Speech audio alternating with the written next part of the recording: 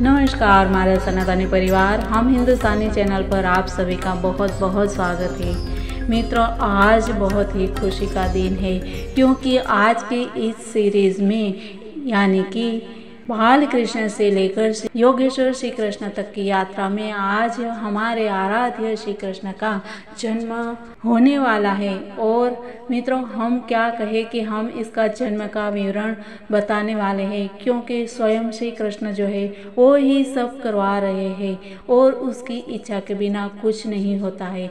यहाँ तक कि इनकी इच्छा से ही ये किसी के कान तक पहुंच सकता है और ये सुन सकते हैं, क्योंकि सभी के लिए ये परम और मंगल गुणगान है, वो सभी के लिए मित्रों नसीब नहीं होता है, इसके लिए भाग्य चाहिए।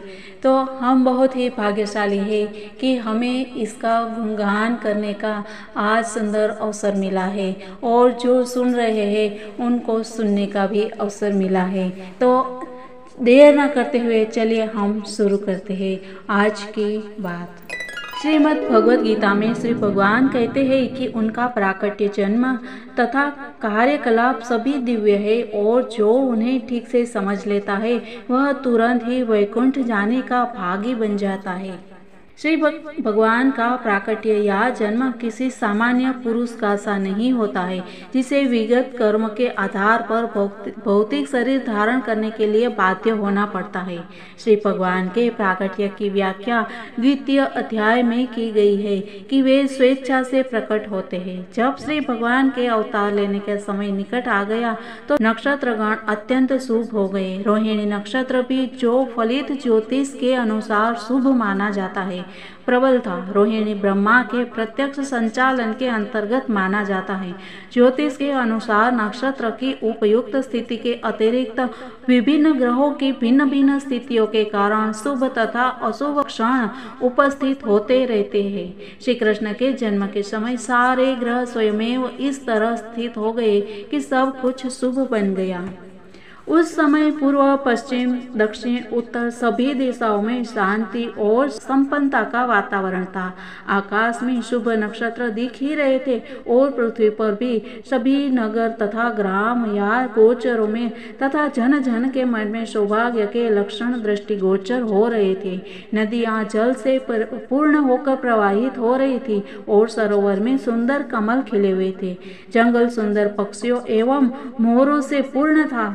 जंगल के सारे पक्षी मधुर वाणी में गाने लगे और मयूर मयूरियों के साथ नाचने लगे। वायु अपने साथ विभिन्न पुष्पों की सुगंध लेकर मंद मंद बहने लगी, जिसका सुखद स्पर्श मन को मोहने लगा था। जो ब्राह्मण अग्नि में यज्ञ करने के अभ्यस्त थे उन्हें आहुति के लिए अपने अपने घर अत्यंत सुहावने लगने लगे। आसुरी राजाओं के कारण, उत्पातों के कारण ब्राह्मणों के घरों में हवन आदि यज्ञ लगभग बंद हो चुके थे, किंतु अब उन्हें शांति पूर्वक यज्ञ आदि करने के अवसर प्राप्त हो रहे थे। यज्ञों पर प्रतिबंध लगने के कारण ब्राह्मण मनसा वाचा कर्मणा अत्यंत दुखी थे, किंतु श्री कृष्ण के जन्म के समय उन सब के मन स्वयमेव प्रसन्नता से पूर्ण हो गए, क्योंकि उन्हें आकाश में श्री भगवान के जन्म लेने की घोषणा करने वाली दिव्य वाणी गुंजारित होती सुनाई दे रही थी। गंधर्व और किन्नर लोक के वासी गाने लगे तथा सिद्ध और चारण लोक के वासी श्री भगवान की सेवा में प्रार्थनाएं करने लगे। स्वर्ग लोक में देवता अपनी अपनी पत्नियां तथा विद्याधर अपनी अपनी पत्नियों के साथ नाचने लगे। ऋषि मुनि तथा देवता प्रसन्न होकर फूल बरसाने लगे। समुद्र तट पर हल्की हल्की तरंगों की ध्वनि सुनाई दे रही थी और समंदर के ऊपर आकाश में बादल थे जो मोहक गर्जना करने लगे थे। जब ऐसा संयोग उपस्थित हो गया तो घट घट वासी श्री भगवान श्री विष्णु अंधेरी रात में श्री भगवान के रूप में देवकी के समक्ष प्रकट हुए, जो एक देवी जैसी लगती थी। उस समय भगवान विष्णु के प्राकट्य की तुलना रात्रि के समय पूर्व दिशा में उदित होने वाले पूर्ण चंद्रमा से की जा सकती थी। इसको यूं समझे कि भगवान श्री कृष्ण उस वंश में उत्पन्न हुए जो चंद्रमा की वंश परंपरा में था। अतः यद्यपि उस रात्रि को चंद्रमा अधूरा था, किंतु चंद्रमा के वंश में ही श्री भगवान के जन्म लेने के कारण चंद्रमा अत्यधिक प्रसन्न प्रसन्न था, अतः भगवान श्री कृष्ण की कृपा से वह पूर्ण चंद्र के रूप में उदय हुआ।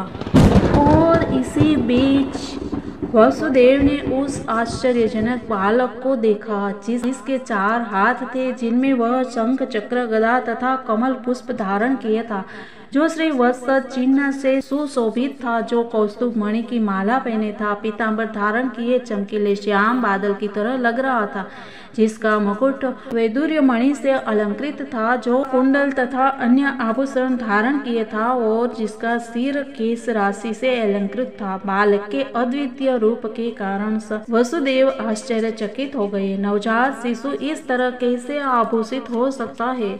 अतः वे समझ गए कि अब भगवान श्री कृष्ण प्रकट हो गए हैं और इस अवसर पर वे अभिभूत हो गए। वसुदेव ने विनीत भाव से आश्चर्य प्रकट किया कि यद्यपि वे भौतिक प्रकृति द्वारा बद्ध सामान्य जीव है और ऊपर से कंस द्वारा बंदी है, तो भी सर्वव्यापी भगवान विष्णु या श्री कृष्ण अपने मूल रूप में उनके घर शिशु के रूप में प्रकट हुए हैं। कोई भी संसारी बालक आभूषण एवं सुंदर वस्त्रों से सजकर 4 भुजाओं सहित और श्री भगवान के समस्त चिन्हों से युक्त उत्पन्न नहीं होता। वसुदेव बारंबार उस बालक को निहार रहे थे और विचार कर रहे थे कि इस शुभ वेला को किस तरह मनाए। वे सोचने लगे कि सामान्यतया जब पुत्र उत्पन्न होता है तो लोग उस अवसर पर खुशियां मनाते हैं, और एक मैं हूँ कि मेरे बंदी होते हुए भी भगवान मेरे घर जन्म लिया है और मुझे इस शुभ उत्सव को बारंबार मनाने के लिए तैयार रहना चाहिए। जब वासुदेव ने, जिनका दूसरा नाम अनकदुंदुभि है, अपने नवजात शिशु को देखा तो वे इतने प्रसन्न हुए कि उनमें ब्राह्मणों को कई हजार गौवें दान देने की इच्छा प्रकट हुई। वैदिक प्रणाली के अनुसार जब भी क्षत्रिय राजमहल में कोई शुभ उत्सव मनाया जाता है तो राजा प्रसन्नता के कारण अनेक वस्तुएं दान में देता है। ब्राह्मणों तथा ऋषियों को स्वर्ण आभूषण से मंडित गाय दी जाती है। वसुदेव श्री कृष्ण के आविर्भाव के उपलक्ष्य में एक दानोत्सव मनाना चाहते थे, किंतु कंस के बंदीगृह में बंद होने के कारण ऐसा करना दुष्कर था। अतः उन्होंने मन ही मन ब्राह्मणों को 1000 गायें दे दी। जब वसुदेव को विश्वास हो गया कि नवजात शिशु साक्षात श्री भगवान है, तो वे झुककर दोनों हाथ जोड़कर उसकी स्तुति करने लगे। उस समय वसुदेव दिव्य स्थिति में थे, जिससे कंस से उत्पन्न उनका सारा भय जाता रहा। जिस कमरे में नवजात शिशु उत्पन्न हुआ था वह उसके तेज से देदीप्यमान था। तब वसुदेव इस प्रकार प्रार्थना करते हैं कि हे भगवान, मैं जानता हूँ कि आप कौन है। आप समस्त जीवों के परमात्मा तथा परम सत्य श्री भगवान है। आप अपने ही शाश्वत रूप में प्रकट हुए हैं, जिसका हम प्रत्यक्ष अवलोकन कर रहे हैं। मैं जानता हूँ कि आप मुझे कंस के भय से मुक्त करने के लिए प्रकट हुए हैं। आप इस भौतिक जगत से संबंधित नहीं है। आप वही पुरुष है जिनकी भौतिक प्रकृति पर चित्तवन मात्र से यह दृश्य जगत उत्पन्न होता है। मनुष्य को बहुत ही बुद्धि के साथ आपके अवतार को समझना चाहिए, क्योंकि आपकी भौतिक शक्ति भी अद्भुत है। आप भौतिक शक्ति के उसी प्रकार मूल स्रोत है जिस तरह प्रकाश का स्रोत सूर्य है। सूर्य प्रकाश सूर्यमंडल को आच्छादित नहीं कर सकता, न आपसे अद्भुत होने के कारण भौतिक शक्ति आपको आच्छादित कर सकती है। आप भौतिक प्रकृति के तीनों गुणों में रहते प्रतीत होते हैं, किंतु वास्तव में ये तीनों गुण आपको आच्छादित नहीं कर सकते। इसे बड़े से बड़े बुद्धिमान दार्शनिक जानते हैं। दूसरे शब्दों में, यद्यपि आप भौतिक शक्ति के भीतर प्रतीत होते हैं, किंतु आप उससे कभी आच्छादित नहीं होते हैं। आप प्रत्यक्ष या अप्रत्यक्ष सर्वत्र विद्यमान है और इस सृष्टि के भीतर भी है और बाहर भी है। न केवल सृष्टि में गर्भोदकशाही विष्णु के रूप में नहीं रहते हैं, आप प्रत्येक परमाणु के भीतर भी रहते हैं। परमाणु का अस्तित्व आपकी उपस्थिति का ही कारण है। आगे वसुदेव कहते हैं कि मुझे विदित है कि आप दुष्ट कंस तथा उसके अनुयायियों का वध करने के लिए अवतरित हुए हैं, किंतु यह जानकर कि आप उसे तथा उसके अनुयायियों का वध करने के लिए अवतरित होंगे, उसने आपके कई अग्रजों को मार डाला है। अब वह केवल आपके जन्म की प्रतीक्षा में है। जैसे ही वह इसे सुनेगा वह आपको मारने के लिए सभी प्रकार के अस्त्र शस्त्र लेकर उपस्थित होगा। वसुदेव की इस प्रार्थना के बाद श्री कृष्ण की माता देवकी ने भी प्रार्थना की। देवकी ने कहा कि हे प्रभु, वैदिक साहित्य में आपके अनेक शाश्वत अवतारों का मूल अवतारों के तौर पर वर्णन हुआ है। यथा नारायण, राम, हयशेष, वराह, नृसिंह, वामन, बलदेव तथा विष्णु से अद्भुत ऐसे लाखों अवतार आप मूल अवतार है, क्योंकि आपके अवतार के सभी रूप इस भौतिक सृष्टि से बाहर है। आपका स्वरूप इस दृश्य जगत की उत्पत्ति के पहले से उपस्थित था। आपका स्वरूप शाश्वत तथा सर्वव्यापी है। वे स्व तेजोमय, अपरिवर्तनीय तथा भौतिक गुणों से अक्लुषित है, नित्य ज्ञानमय तथा आनंदमय है। आपका कोई एक ही विशेष रूप नहीं होता है, ऐसे अनेक दिव्य रूप स्वतंत्र है। मैं जानती हूँ कि आप परमेश्वर विष्णु हैं।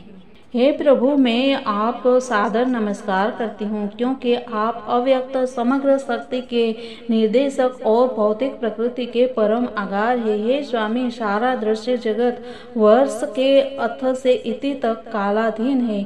सभी आपके निर्देशन में कार्य करते हैं। आप हर वस्तु के मूल निर्देशक तथा समस्त प्रबल शक्तियों के आधार है।